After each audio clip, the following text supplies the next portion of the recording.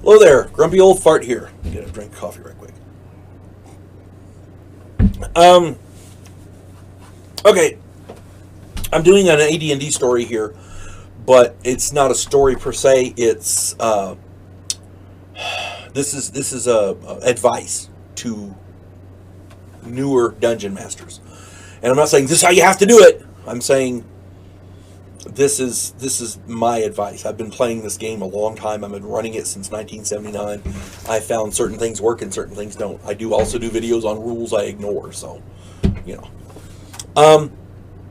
At some point, this is about homebrewed spells. At some point, your players will want a larger variety of spells to choose from. For reference, check out the Advanced Dungeons & Dragons Dungeon Master's Guide, pages 115 through 116. The section is titled Spell Research. Okay? This is a caution to the newer dungeon masters out there. Your players will work their asses off to use this procedure to create new spells far, far more powerful than they should have at their current level. If you can only cast a 2nd level spell, you cannot create a 15 or an 8th level spell. If you're a 3rd level caster, you cannot create a 5th level spell. It's just, you can't do it. You have to, a wizard has to be able to cast the spell that they create. People are going to want to do this. The nicest, most level-headed, friendliest person in the world will invariably try to create or research a new 2nd level spell that restructures reality on a cosmic scale and humbles entire pantheons of deities whenever it's cast. It's not the player's fault. It's the nature of the beast. Okay? Just say no and move on. It is your job as the dungeon master to curtail this practice. A good rule of thumb is to compare the spell that they've created, the one that they want to create, to other spells. And you want to compare it to the spells in their class of that level. Because in different character classes, sometimes the spells are in different levels. You know, for example, the clerics and magic users both have the spell Remove Curse, but they're of different. I think one's 3rd level and one's 4th level. So, you know, there's a variance there.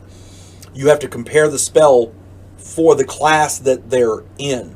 If it's a magic user, compare it to magic user spells. If it's a cleric, compare it to clerical spells.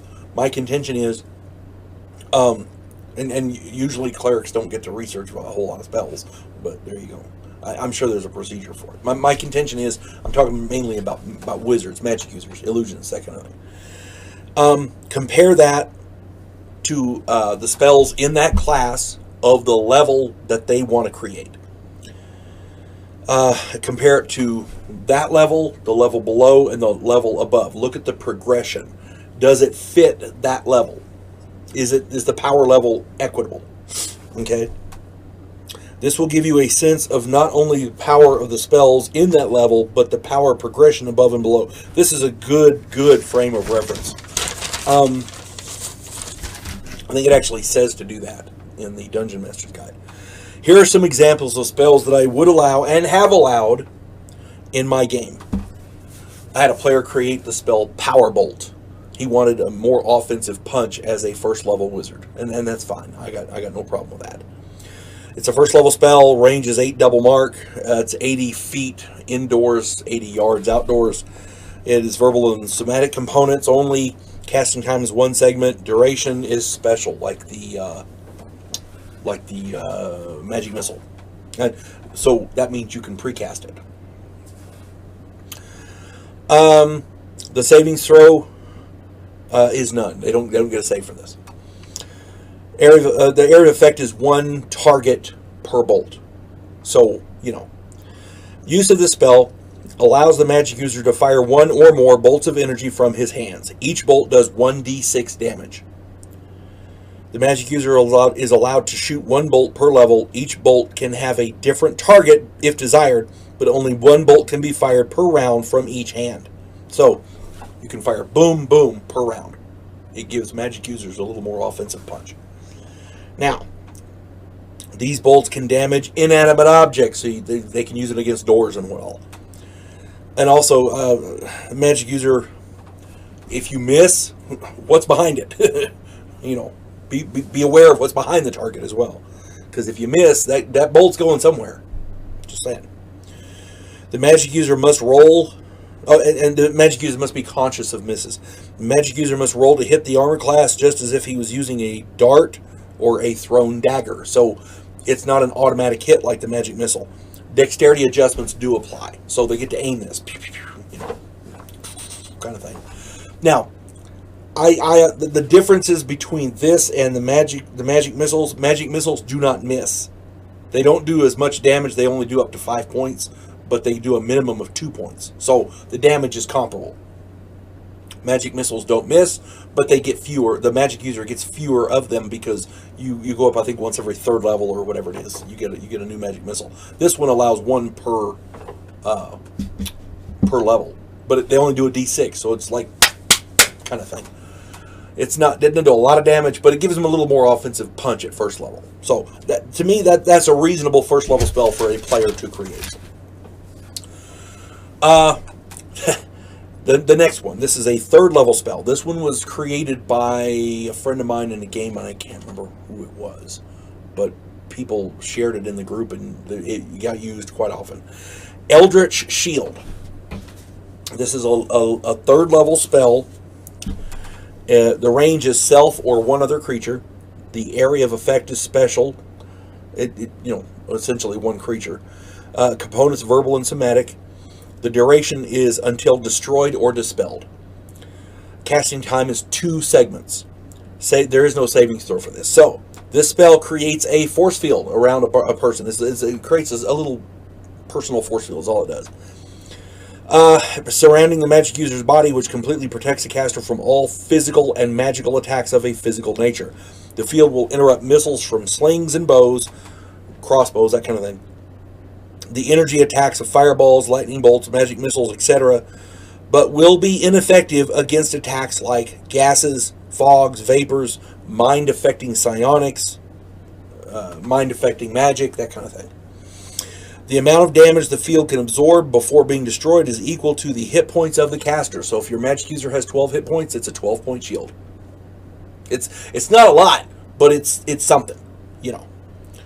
If a magic user casts it on himself before he goes into battle, he essentially doubles his hit points, which is not bad. If the benefactor of the spell is not the caster, then the benefactor must be touched by the caster as part of the somatic component. So this guy could create multiple shields around different people. So, you know. These 2 spells are basic combat spells and are not overpowered. Again, this Eldritch Shield is a 3rd level spell. That's equivalent to a fireball. A fireball does a d6 per level, and you get it as a magic user. You get it at 5th level.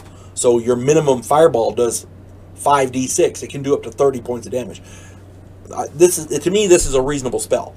It's defensive. It doesn't hurt anyone, and it allows your wizards and other characters to be a little more survivable. That's all it does. To me, that's a reasonable spell for 3rd level. Now let's talk about my friend Corey, who created. I don't remember what it was. He liked to create spells for the game. His 4th level wizard, who was able to cast 2nd level spells. His wizard wanted to implode stars. His wizard wanted to destroy cities with nuclear type weaponry. That's what he was creating for spells. No, that's not happening. That not only does it grossly unbalance the game, it's not logical, and he just wasn't that powerful.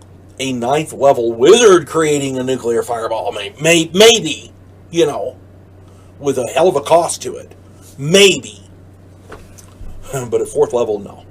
Keep puttering around in the library, dude. You got some studying to do. That's all I'm saying. Anyway, I hope this helps the newer dungeon masters, and I hope it helps some of the younger players as well. I hope this finds everybody well. You folks have a good day. God bless one and all.